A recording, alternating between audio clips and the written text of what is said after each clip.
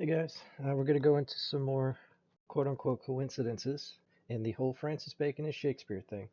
And this one is from The Great Cryptogram by Ignatius Donnelly. That's one of the 1,000-page books. That's actually on online for free. And I'll send the link in the description, I guess. So he was looking for the terms, obviously Francis Bacon and Nicholas, which is his father, and Shakespeare, of course, or Shakes or Shakespeare. And now the first thing he noticed was we've gone into this before in the Merry Wives of Windsor is the word bacon. Um, However, this guy Ignatius points out that the scene has nothing whatever to do with the plot of the play. Um, that's kind of going to be the theme of how these names are inserted. We'll get into that a little more. Now, let me make sure. Okay, so there's a William as well. Um, Mistress Page tells the schoolmaster that her husband says the boy William profits nothing at his book, and she requests him to ask him some questions in his accidents. Um, However, William, excuse me, nowhere appears in the play except in that scene. Why did it take up a whole scene to introduce it? Well, and in fact, we have the older form of the play in the quarto, which is only half the size of the present, and there is no William in it, and no such scene. Even this scholar says Richard Grant White calls it that very superfluous scene in The Merry Wives of Windsor. He acknowledges that it has nothing whatever to do with the plot. Okay, so this great genius Shakespeare writer has unnecessary scenes. Okay, now let's take a look at this text. See all these parentheses? What he calls brackets. William. Like, what is the meaning of this? Child. Oh man or omen. William again. uh, there's an unusual, extraordinary way in which the words are bracketed and hyphenated, and there's no wit in the scene. He claims. Um, it was written and inserted simply to enable the author to reiterate the name William 11 times and to bring in the word bacon. So the whole scene is built up, created, constructed, and forced into the play to find an opportunity to use the word bacon without arousing suspicion. Okay, and now this is where it gets a little more specific and interesting. Hang hog is the Latin for bacon, says Dame quickly, and we know just where the pun came from.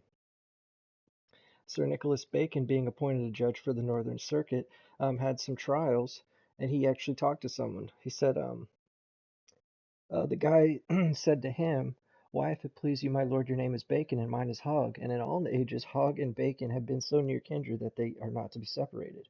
"Ay, but," replied Judge Bacon, "you and I cannot be kindred except you be hanged, for hog is not bacon until it be well hanged." So, we have precisely the same idea, played upon by Dame Quickly. Hang hog is the Latin for bacon, says the old woman, and hog is not bacon until it be well hanged, says Sir Nicholas Bacon. Okay, it's forced into the play, and we find a connection with Sir Francis because it related to an incident in the life of his father. And now, so we found William, now we're looking for Shakespeare. And on page 54, the very next page, they mentions peer out. She says, and so buffets himself on the forehead, crying, peer out, that any madness I ever yet beheld. It's kind of unnatural that any jealous man would beat his forehead and tell it to peer out.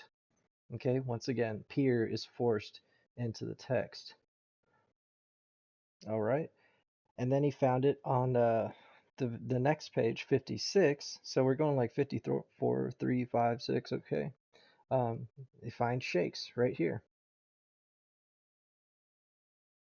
and then he turned to the original Merry Wives of Windsor, the quarto. Um, However, he shows that there's nothing of shakes a chain in that, and neither is there anything of the peer out and peer out in the other sentence.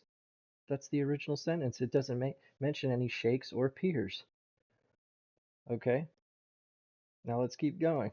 Like it was literally inserted to the first folio and wasn't in these quartos published before then. They didn't. There's not a Francis in this play, but there's Frank and Francisco. How now, sweet Frank, why art thou melancholy? Um, Here we go. And is he dead, my Francisco? And here once again, Francisco makes its appearance in the enlarged edition of Hamlet in the first folio, while it did not occur in the original quartos. That's crazy. So Francisco is only inserted, and Shakespeare was only inserted, uh, and all these other examples of Latin for bacon, like this stuff is inserted into these plays, y'all, to hide Bacon's secret life story. And here we go once again. Francisco disappears to his bed and never again reappears in the play, any more than William does in Merry Wives. That's so crazy. And now, of course, in our previous videos, we mentioned page 53 of Histories has bacon, as well as page 53 of the Comedies. Those are the only two terms where the singular term bacon is used. And we saw 53 has to do with the Freemason compass degrees. Okay, it's part one, y'all. And now, once again, let's look at the original. In the old play, Derek the Carrier, who is robbed by the prince's man, doesn't mention bacon in his pack. That was added when the play was rewritten for the first folio. Okay? So the page 53 that has the bacon didn't have it in the original play, so it was added to this first folio because Bacon just added whatever he wanted to his own plays. And now, page 53 again of the histories, we see Nicholas. There it goes, St. Nicholas Clark's. S. Nicholas. So that's Francis Bacon's dad. And I underlined Kent because Kent was the birthplace of Sir Nicholas Bacon. Okay, and this is on page 53 where we found Bacon in the first place. So it has Bacon, his Bacon's dad's name, and the birthplace of his dad as well. All on page 53. And then Commonwealth is twice dragged in right here in the sentence. I underlined boots because of the um, Boetes and Waning and constellation stuff, but that has nothing to do with this particular book or video. And once again, it's a weird phrasing. What, the Commonwealth their boots? Will she hold out water in a foul way? So this guy's like, who ever heard of a converting a saint into boots to keep out water? That is just a weird kind of phrase. We just, oh, it's the old times. No, it was weird back then. The language is forced. Okay? And now we see the terms court, judge, and suits all right there. And then we have the master of the great seal. Good morrow, Master Gadshill, will but seal, and then to horse, for they have great charge. Okay, so Sir Nicholas Bacon of Kent, master of the Great Seal of the Commonwealth of England, the judge of the court of the exchequer equity. Okay, so this page 53 and 54, like all next to each other, are describing Bacon's father and his birthplace. Okay, and you know we thought Bacon was only twice in the folio? Well, on page 54, right after 53, it has Bacon fed and Bacons, plural. However, Peter Amundsen and I didn't notice this, or he didn't mention it at least. Um, so it's mentioned four times in all the plays, and the four times are on page 53 of the Comedies and Histories, and then the second two times are 54 right after page 53. So it's all tied together. He says, Bacon fed knaves, they hate us, and says, on Bacon's what, ye knaves? Anyway, so Falstaff calls the travelers Bacons. If he had called them hogs, I can understand it, but to call them by the name of a piece of smoked meat is weird, and I agree. And suppose it follows page 55 once again.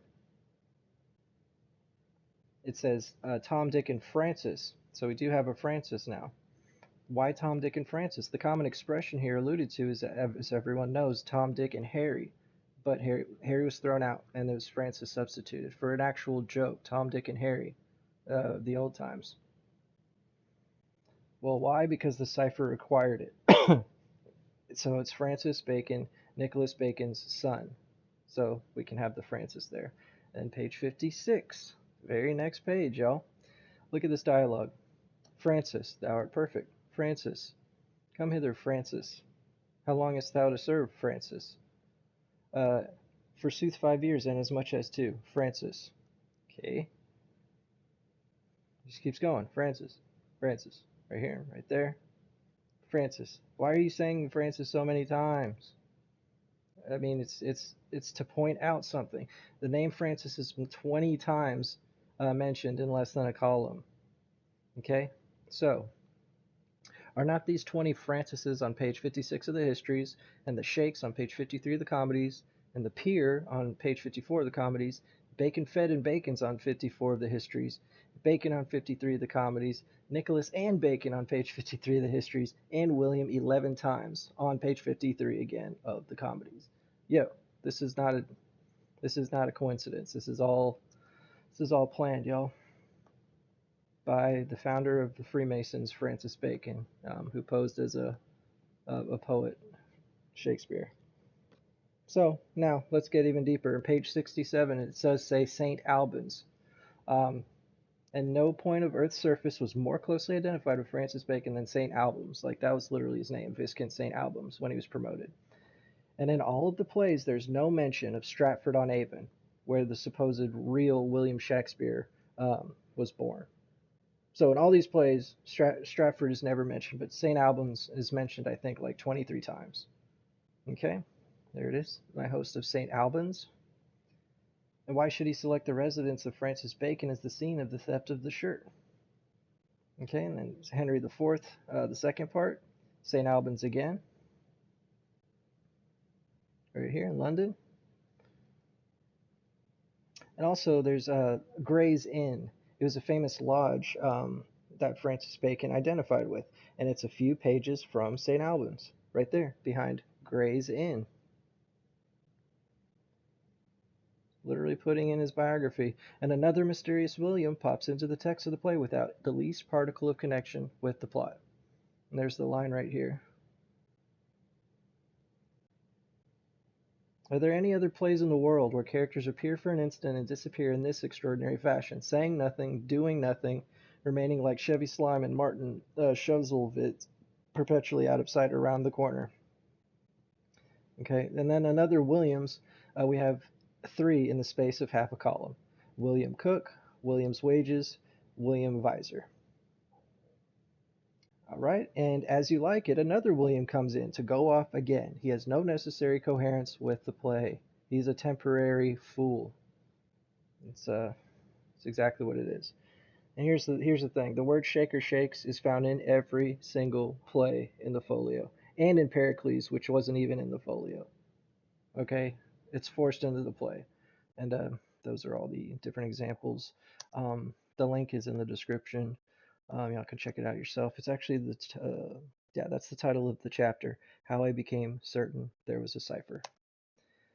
Anyway, so that's Francis Bacon's history once again in the names of the characters and the plots and the scenes and the places of Shakespeare's first folio. So y'all can read the rest of the 1,000 pages and see if it adds up.